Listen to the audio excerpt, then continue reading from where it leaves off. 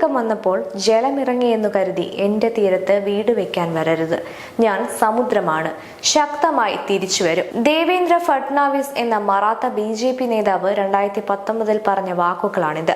2019 മഹാരാഷ്ട്രയിലെ നിയമസഭാ തെരഞ്ഞെടുപ്പിൽ BJP തങ്ങളുടെ പരമ്പരാഗതമായ സഖ്യകക്ഷി ശിവസേനയോടൊപ്പമാണ് മത്സരിച്ചത്.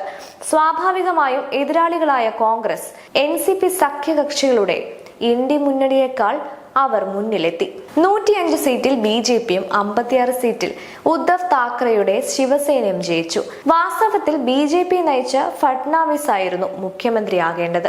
എന്നാൽ ഉദ്ധവിന് മുഖ്യമന്ത്രിയാകാൻ മോഹം. അന്ന് BJP ചതിച്ച് വെറും 54 സീറ്റുള്ള കോൺഗ്രസിനെ കൂടെ കൂട്ടി ഉദ്ധവ് താക്കറെ മുഖ്യമന്ത്രിയായി. ആ തെരഞ്ഞെടുപ്പിൽ യഥാർത്ഥത്തിൽ BJP നയിച്ച മുന്നണി വമ്പൻ ജയം നേടിയത് മോദി പ്രഭാവത്തിലായിരുന്നു. എന്നിട്ടും ഉദ്ധവിന് BJPയെ ചതിക്കാൻ മടി ഏതുമുണ്ടായിരുന്നില്ല. അന്ന് മുറിവേറ്റ മഹാരാഷ്ട്ര സിംഹമായ ഫഡ്നാവിസ് പറഞ്ഞ വാക്കുകളാണ് ആദ്യം ഞാൻ പറഞ്ഞത്.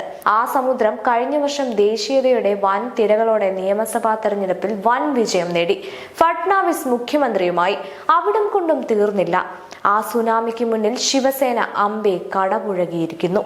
ചരിത്രത്തിലാദ്യമായി മുംബൈ കോർപ്പറേഷനിൽ ശിവസേനയെ തോൽപ്പിച്ച് BJP സഖ്യം അധികാരം പിടിച്ചിരിക്കുന്നു. മാത്രമല്ല, മുംബൈ ഉൾപ്പെടെയുള്ള മഹാരാഷ്ട്രയിലെ മുനിസിപ്പൽ കോർപ്പറേഷൻ തെരഞ്ഞെടുപ്പുകളിൽ 29ൽ 25ഉം BJP നേടിയിരിക്കുന്നു. സമ്പൂർണ്ണ വിജയം. കാലത്തിന്റെ കാവ്യനീതി പോലെ ദേവേന്ദ്ര ഫഡ്നാവിസ് മുഖ്യമന്ത്രി പദത്തിലിരുന്ന് ഈ വിജയങ്ങളുടെ രാജശില്പിയായി. The grand master of Maharashtra politics, Devendra Fadnavis.